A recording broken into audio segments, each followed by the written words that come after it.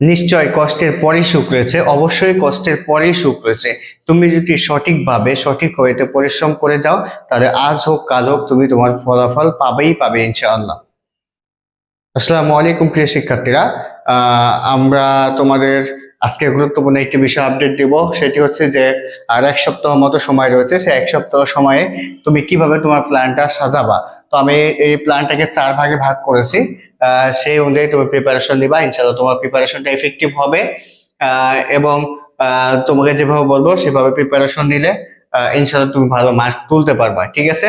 So আমরা প্ল্যানটি নিয়ে আলোচনা করব যে কিভাবে নিবা। এবং তোমরা অনেকে হয়তো দ্বিধাদ্বন্দ্বে এখনো আছো যে পরীক্ষা হবে না হবে না, সেটা পরের বিষয়। পরীক্ষা হোক আর না হোক সেটা পরের বিষয়, হতে পারে নাও পারে, তবে হওয়ার সম্ভাবনা বেশি।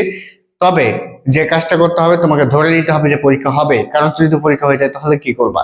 ধরে নিবা যে পরীক্ষা হবে, সেই অনুযায়ী তুমি প্রিপারেশনটা নিতে থাকো।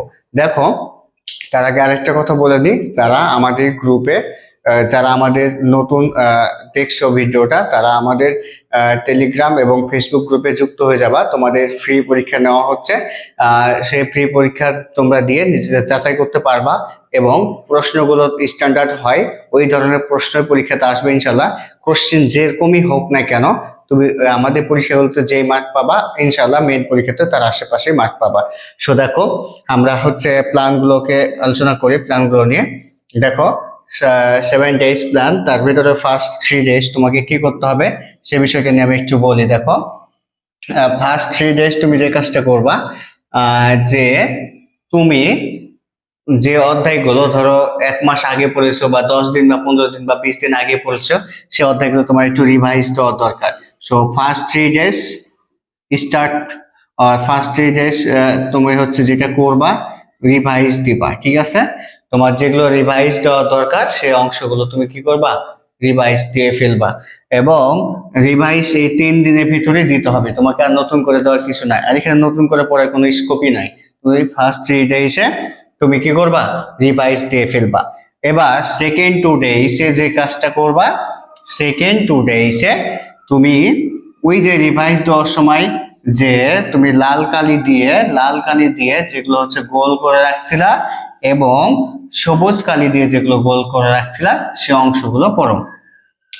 এই সেকেন্ড 2 ডেজে এই যে লাল কালি দিয়ে, অর্থাৎ যেগুলো তোমার কাছে বেশি কঠিন মনে হয়েছিল যে অংশগুলো, সেগুলো সলভ করো। প্লাস যেগুলো তুমি পারতা কিন্তু কনফিউজ ছিল, সেগুলো কি করেছিল, সবুজ কালি দিয়ে দাগায় রাখছিলে, সেগুলো পড়ো। এবার থার্ড ওয়ান ডেতে কি করবা? থার্ড ওয়ান ডেতে তুমি যে কাজটা করবা, তুমি এই যে ওভারঅল যে সাবজেক্ট আছে 5টা, সেই 5টা সাবজেক্টের অংশগুলো, ধরো আমি যদি বলি যে ফিজিক্সের ক্ষেত্রে, তো ফিজিক্সের ক্ষেত্রে তোমাদের কাছে জয়কলি বা নেটওয়ার্ক যে বই থাক না কেন, সে বইয়ের প্রথমে যে জ্ঞানমূলক অংশগুলো রয়েছে, সেই জ্ঞানমূলক অংশগুলো কি করতে হবে? ভালো করে পড়ে নিতে হবে, ঠিক আছে? জ্ঞানমূলক অংশগুলো ভালো করে পড়ে নিতে হবে। জয়কলি বলো বা নেটওয়ার্ক বলো, সে প্রত্যেকটা অধ্যায়ের প্রথমে কিন্তু কিছু গুরুত্বপূর্ণ টপিকস দেওয়া আছে, জ্ঞানমূলক অংশ, সেগুলো এই একদিনের ভিতরে যতটুকু পসিবল পড়ে ফেলবা। লাস্ট ওয়ান ডে তোমরা অনেকে জার্নি করবা। তো জার্নির সময় তো নতুন করে পড়ার কিছু নাই, তবে লাস্ট ওয়ান ডে যে কাজটা করবা বা শেষের দিন যে কাজটা করবা, ওয়ানলি সূত্র পড়বা। অনলি সূত্রগুলো দেখে নিবা, সূত্রগুলো ভালো করে দেখবা, ঠিক আছে? কেবল সূত্রগুলো ভালো করে দেখবা, আর নতুন কিছু পড়ার কোনো স্কোপ নাই। সুন্দর সূত্রগুলো খুব ভালো করে দেখবা, কারণ সূত্রগুলো পারাটা খুবই গুরুত্বপূর্ণ। সূত্রগুলো যদি তুমি ভালো করে দেখে যাও, তাহলে সেইটাকে ব্যবহার করে তুমি কিন্তু ম্যাথ আসলে সলভ করতে পারবা। এবং এই লাস্ট ওয়ান দিকে এসে ভয় পাওয়ার কিছু নাই যে আমি পারবো কি পারবো না, এরকম কনফিউজ কিন্তু রাখা যাবে না। কারণ তুমি যা পড়েছো তা তোমার নিজের ভেতর বিশ্বাস রাখবে, আমি যা পড়েছি তাতে পারবোই ইনশাল্লাহ। আমি যেটুকু পড়েছি সেটুকু দিয়ে পারবো। তুমি ব্রেনে যে ইনপুট দিবা সেটাই কিন্তু তোমার পরীক্ষা হলে কাজে লাগবা। তুমি যদি ভয় পাও যে পারবো না, তাহলে তোমার জীবন সেইখানে শেষ, তোমার পরীক্ষা দেওয়ার কোনো দরকার নাই। সো তোমাকে যে পড়তে দিচ্ছি, তুমি যা পড়েছো, এই যে এই লাস্টের আগের দিন তুমি দাঁড়াবা এক জায়গাতে দাঁড়িয়ে, তুমি বলবা যে আমি নিজেকে চিনি, আমি আত্মবিশ্বাসী, আমি পারবো, আমি যেটুকু পড়েছি সেটুকু দিয়ে আমি চান্স পাবো ইনশাল্লাহ। এই ইনপুটটা 3 বার করে তোমার ব্রেনে ঢুকাবা, ঢুকানোর পরে নিজের প্রতি একটা বিশ্বাসী থাকবা, নিজের প্রতি একটা জোর তৈরি করবা যে আমি কেন পারবো না, পারবোই পারবো, এবার পরীক্ষাতে দেখাই দেবো। এরকম একটা মন মানসিকতা নিয়ে পরীক্ষার হলে বসবা এবং একটা রাগী মেজাজ, একটা রাগ মেজাজ নিয়ে পরীক্ষাতে বসবা।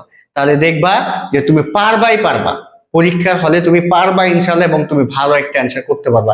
বিশ্বাস না হলে এরকম কাজটা করে পরীক্ষা দিয়ে দেখো। অনেক তো পরীক্ষা দিয়েছে, অনেকে তো ব্যর্থ হয়েছে, এই কাজটা করে পরীক্ষা দিও, পারবা ইনশাল্লাহ। তো এই হচ্ছে প্ল্যান। এবং এখন তো প্রতিদিন পরীক্ষা দিতেই হবে, মিনিমাম 2টা করে মডেল দিতে হবে। এই আমি তোমাদের জন্য এই যে 2টা করে মডেলের ব্যবস্থাও করে রেখেছি। প্রতিদিন 2টা করে মডেল, সকাল রাতে বা সকাল সন্ধ্যায় 2টা করে মডেল দিতে হবে, এবং মডেল দেওয়ার পরে যে প্রশ্নগুলো ভুল হচ্ছে সেগুলো দেখে দিতে হবে যে কোন কোন প্রশ্নগুলো ভুল হলো, যাতে পরীক্ষা হলে ওই প্রশ্নগুলো চলে আসে রিপিট, যাতে ভুল না হয়। এই জন্য আমি 2টা করে মডেলের ব্যবস্থা করেছি। প্রতিদিন 2টা করে মডেল দিবা, এবং কি কি ভুলগুলো হচ্ছে তা অবশ্যই কিন্তু দেখবা। আমি কিন্তু প্রত্যেকটা প্রশ্নে, প্রায় প্রতিটা প্রশ্নের এক্সপ্লেনেশন দিয়ে ফেলছি। এক্সপ্লেনেশন গুলো দেখে নিবা যে কেন এটা ভুল হলো, এটা উত্তরটা কিভাবে করা যেত, ঠিক আছে।